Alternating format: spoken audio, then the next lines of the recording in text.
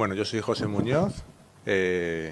Gracias a Juan y a Elena por invitarme a presentar mis datos. Tengo pocos datos. Yo llevo bastante tiempo trabajando en este mundillo, en reproducción, pero llevo poco tiempo en H&M Hospitales. No confundir con H&M, por favor. Entonces mis datos son muy poquitos, muy cortitos. Pero sí que puedo contaros, como ya tengo una edad, contaros cómo empezó el tema de Life Global. Como ha dicho antes algún ponente, también soy el último, algunas cosas se repetirán, pero bueno, espero contaros algo nuevo.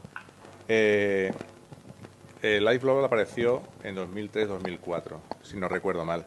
Hasta ese momento todos los medios de cultivo eran secuenciales. Se habían hecho estudios en oviducto, en útero y en ratones, y había una composición para los embriones hasta día 3, precompactación, y una para los de posterior a día 3 hasta día 6, los que conseguían cultivar hasta día 6 en esa época.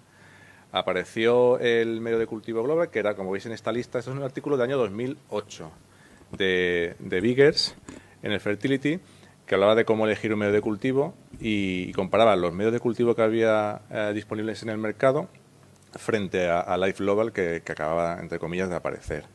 Estaba el medio de Cook, de Cooper, FertiPro, InVitroCare, Irvine, Medicool y VitroLife. Y sí que se plantea una cierta batalla porque realmente nos rompía un poco los esquemas de lo que habíamos aprendido hasta ese momento, que había, pues eso, había que mimetizar lo que pasaba en el oviducto y en el útero para que el embrión se desarrollase correctamente, lo que se llamaba el Back to Nature, vuelta a la naturaleza, frente al lema que Global sacó en su momento, que era dejar al embrión elegir, darle todos los nutrientes a la vez y que el embrión, según fuese avanzando, cogiese lo que necesitara del medio. En este otro artículo de 2011 también plantea la misma disyuntiva, la de Back to Nature, que habla de mimetizar la necesidad de los cambios en el desarrollo del cigoto. Y habla de eso, de un cultivo precompactación y uno poscompactación, frente al monocultivo, a dejar al embrión elegir, que hablaba de rangos tolerables sin afectar a la viabilidad del embrión y que el embrión cogiese lo que necesitara, se adaptara al medio. Y ya se hablaba de no cambiar el medio, de no refrescarle, ya en 2011. Aquí ya se sumó Ginemed y Irvine a hacer un medio único. ¿Qué cosas fueron las que nos chocaron en esa época?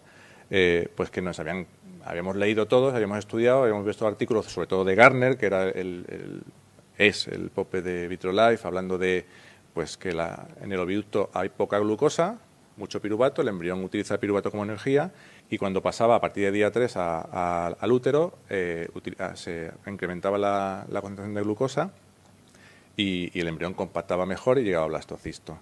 Evidentemente, con el Global había una concentración fija de piruvato y de glucosa y funcionaba bien.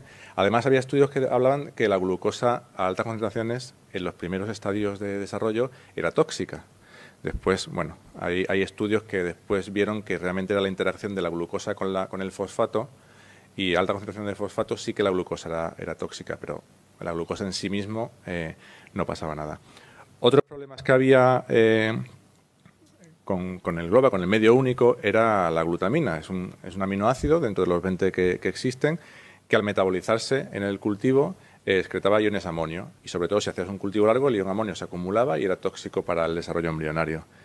Global lo que hizo fue hacer un dipéptido, unirle alanina o lisina, y de esta forma no se excretaban iones amonio. Bueno, el caso es que Global lo que fue haciendo es resolver, digamos, los axiomas que teníamos ahí en nuestra mente y comprobando que realmente Global funcionaba igual al menos que los medios secuenciales. Al principio no sabía casi ni por qué, ¿no? En este artículo Biggers comparaba las ventajas o inconvenientes del medio secuencial frente al medio único con refresco y medio único sin refrescar en día 3. Básicamente yo creo que José lo ha dicho antes, que bueno, al final el principio es el que ahora estamos acoplando todos con el time-lapse, el de no molestar a los embriones durante 6 días, dejarlos en su sitio, acumulando factores de crecimiento y bajando el nivel de trabajo del laboratorio, que en ese momento había que prever cuando una paciente se transfería en día 3 o decidía transferirse en día 5 por cualquier motivo, había que preparar los medios en ese momento corriendo. Entonces sí que bajaba la tarea del trabajo de laboratorio.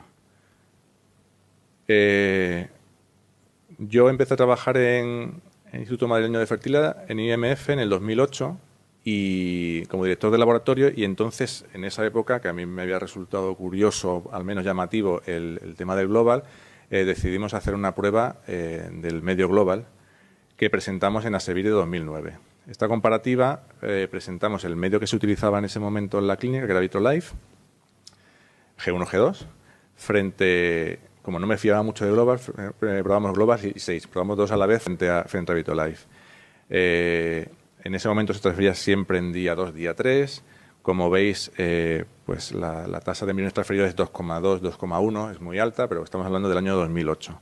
¿Vale? Básicamente lo que comprobamos, y así lo publicamos en el Congreso, es que Global da una tasa de embarazo clínico algo superior a los otros medios de cultivo, aunque la tasa de embriones buenos no era superior en este caso.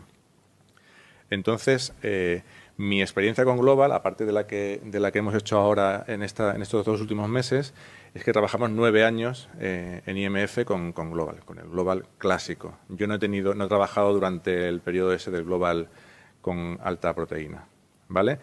Y lo que yo os puedo comentar es que Global tiene una alta estabilidad entre lotes. Nosotros nos daba bastante estabilidad usar este medio de cultivo. Y entonces, cuando fuimos empezando a hacer cultivo prolongado. En esa época pasamos del cultivo de día 3 a cultivo prolongado. ¿Qué tenemos que tener en cuenta en un medio de cultivo? La composición. Ya creo que Jorge Ten habló de la composición, que es como la fórmula de la Coca-Cola. Te dicen lo que tiene, pero no el porcentaje. Aquí te dice que este es Global LP. Tiene el 85% de agua y menos del 1% de todo. Pero realmente no sabemos qué tiene. Pero bueno, ahí tenemos que confiar en nuestro proveedor y cuando te decides por un medio, pues asumir que lo que te dan está bien. Pero sí que podemos controlar el pH y la osmolaridad del medio. Yo creo que esos son fundamentales, son pilares fundamentales para que tu cultivo sea bueno y tenga buena calidad embrionaria.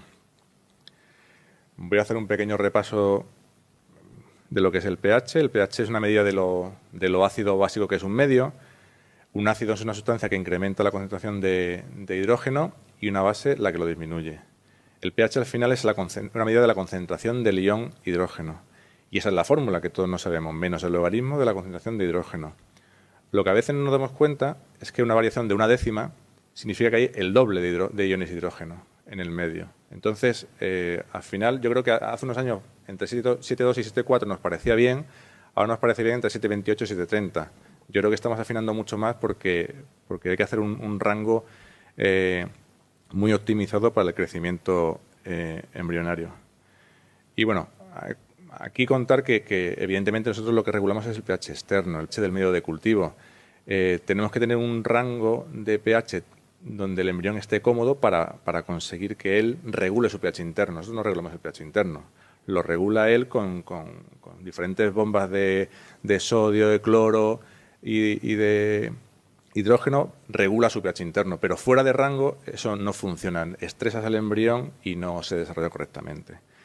Hay muchos artículos hablando de pH, pero aquí os he sacado, Swain ha aparecido antes por ahí en alguna presentación. Lo que os quiero decir es que está demostradísimo que el pH influye en la calidad embrionaria, que incluso hay estudios como ahí abajo, el de la izquierda, que habla que el pH puede cambiar incluso al empezar un frasco de medio y al terminarlo, o incluso que cambia entre diferentes formas de cultivarlo y diferentes lotes. Lo que hay que tener en cuenta es que el pH los medios son muy sensibles. Yo siempre digo que el Global es muy sensible. Yo creo que los medios en general son todos muy sensibles. Hay que cuidarlos un poco para que el rango sea bueno y podemos saber realmente de lo que son capaces esos medios de cultivo. Bueno, esta es la fórmula de cómo se disuelve el CO2 en agua. Nosotros controlamos el pH en un medio de cultivo, lo tamponamos por el equilibrio carbónico-carbonato. Metemos CO2, se disuelve en agua, forma ácido carbónico y este desprende hidrógeno y forma bicarbonato. cuanto más CO2 ponemos, más iones de hidrógeno, por tanto baja el pH, más concentración de hidrógeno y baja el pH. ¿Cómo calculamos el pH o cómo calculamos la concentración de CO2 que queremos tener para un pH dado? Pues está la ecuación de Henderson-Hasselbalch, que lo estudiamos todos en la carrera y no nos acordamos casi, que habla de que el pH es igual al pK menos el logaritmo de una constante, que esa la sabemos, más el logaritmo de la concentración de bicarbonato dividido entre el ácido carbónico. El ácido carbónico, además, lo podemos calcular por una constante de solubilidad que viene dada por la misma molécula y la presión parcial del CO2. Es decir, sabiendo la cantidad de bicarbonato que tiene el medio, podemos calcular un pH, o podemos calcular, mejor dicho, un CO2 para tener un pH dado. Porque sabemos la constante pK es 6,1, alfa es 0,03 y la presión de CO2 es la que ponemos nosotros en nuestro incubador. Evidentemente, esto es una fórmula teórica. Después hay que ajustar cada uno a nuestro laboratorio y a nuestro medio de cultivo y nuestras condiciones. Pero es que además hay más cosas que influyen en esa presión parcial de CO2. Esta es una gráfica que tiene Vitrolife en su página web para sus medios de cultivo y que habla de que en una presión, para obtener el pH correcto en sus medios de cultivo, a nivel del mar, aquí en Valencia, necesitaría un 6% de CO2. Pero conforme va subiendo la altitud, por ejemplo, en Ciudad de México, a 3.000 metros, necesitaría un 9%, bajo las mismas condiciones. A más altitud, necesitamos más CO2 para conseguir el mismo pH. Yo tengo aquí una especie de reliquia. ¿No sale? Bueno, pues tengo Life Global, de hace muchos años nos daba una tabla de valores teóricos de pH con respecto al CO2 y a la altitud, que no sé por qué no sale. Y entonces lo que te recomendaba es que para 0 metros de altitud era un CO2 entre el 6 y el 6,5%, y para, por ejemplo, Madrid, 600 metros de altitud, ya tienes que estar entre 6,5 y 7. O sea, ya teóricamente ya sabías que tenías que subir el CO2 en tus incubadores para obtener el medio de cultivo, o sea, el pH óptimo. Ahora os voy a hablar de la osmolaridad. La osmolaridad no es más que la concentración de un soluto en una disolución. Según el artículo, lo podemos ver como osmolalidad o osmolaridad, pero al final es lo mismo, es diferente, osmoles por kilo, osmoles por litro. Al final es lo mismo, es lo concentrado que está un soluto en una disolución. Lo que sí es que es muy importante.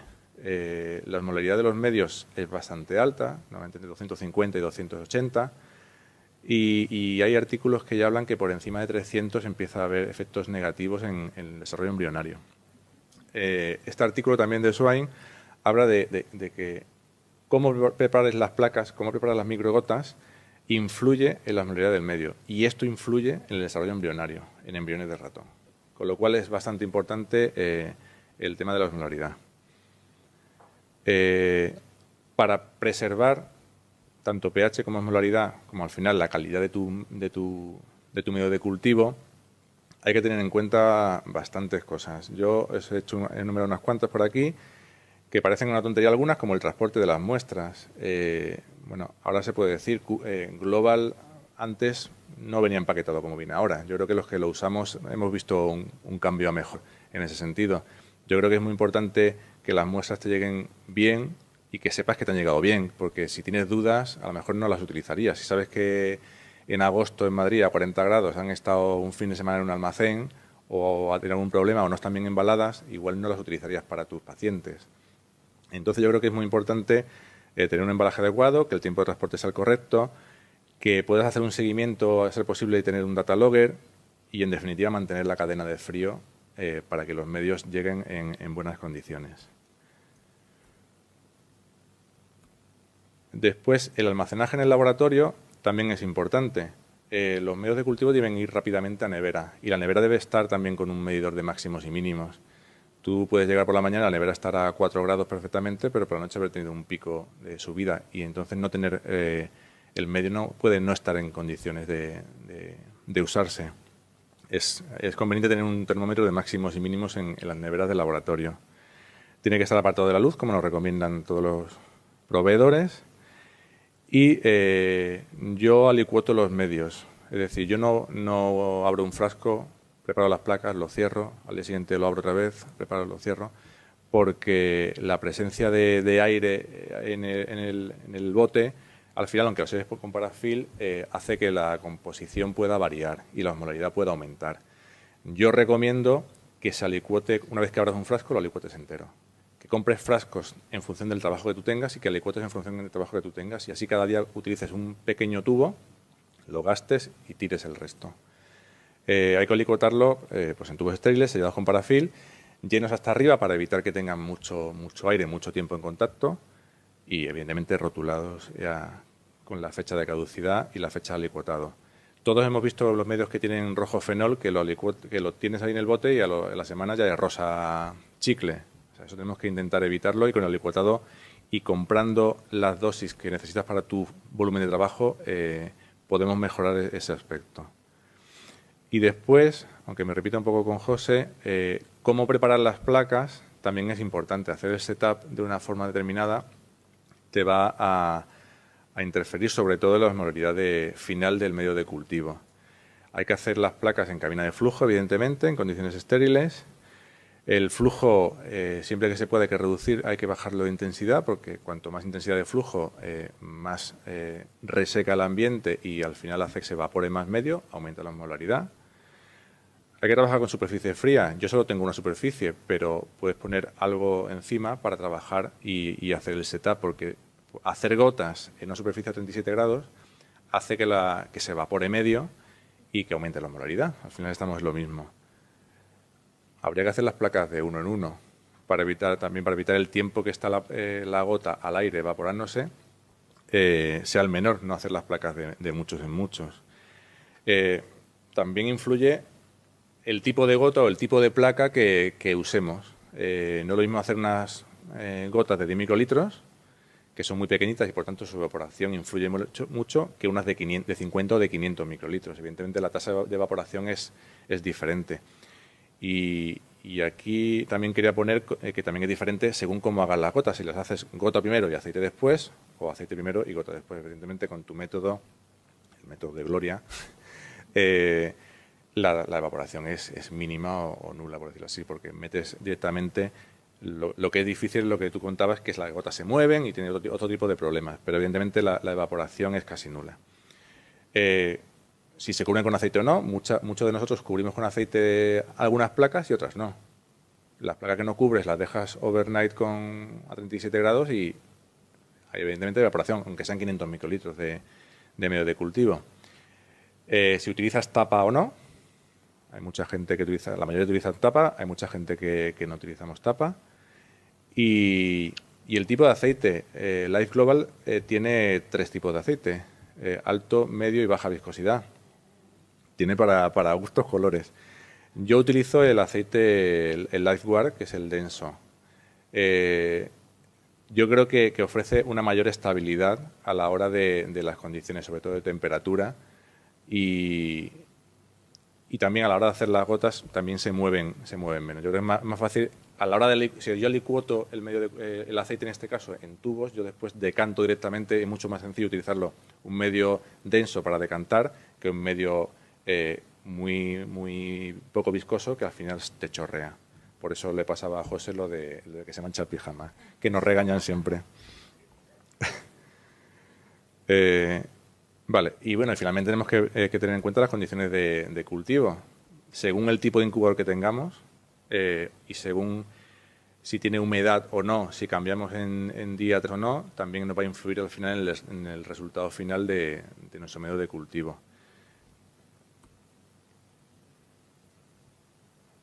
¿Vale? Aquí hay un póster en el americano de Swain que habla de que la osmolaridad del medio, la osmolalidad en este caso, cambia después de 7 días de cultivo en un incubador sin humedad, en un benchtop sin humedad. O sea que yo creo que sí que hay ya artículos que hablan de eso.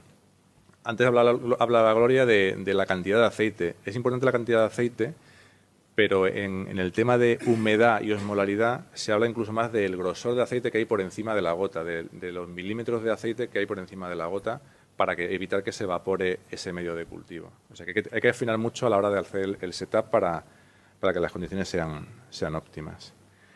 Y bueno, ya os voy a contar mi experiencia. Yo trabajo con un K-System G210, que tiene 10 cámaras individuales. Es triple gas, tiene reducción de oxígeno al 5%, aunque lo subiré mañana al 7%, para ahorrar. Pero sí que es importante lo que hablábamos antes con Carolina, que a la hora de tú ajustar un medio de cultivo, si lo vas a implementar, y no solo eso, si lote a lote te puede cambiar alguna décima el pH, yo creo que es mucho más fácil cambiar el CO2 con una bala de CO2 y una bala de nitrógeno. Es muy tan sencillo como subirle una décima en el marcador al CO2. Y si no, utilizar el mezclador, como decía Jorge, porque las balas de mezcla, yo trabajé con Carolina un tiempo en Tambre, y las pedíamos al 6% y nos fijábamos en las etiquetas y tenías, una vez era el 605, 616, hasta 630 y algo hemos llegado a ver, yo creo. Entonces, Gloria dice, súbelo al 7, pero es que puede ser el de 6,9 al 7,2. Entonces, ajustar finamente como queremos el pH hoy en día, yo creo que necesitas poder mover las décimas de porcentaje de CO2 arriba o abajo para tus condiciones de laboratorio. Algo dicho. Bueno, yo lo que hice fue pues hacer unos test con el EPOC de pH. Cuando yo llegué al laboratorio se utilizaba medio GTL al 6% de CO2, teníamos allí establecido. Hice varias mediciones y me salían todas por encima de 740, 744. ¿Y está protestando Gloria o no? Bueno, entonces lo que vimos es que estaba muy bajo.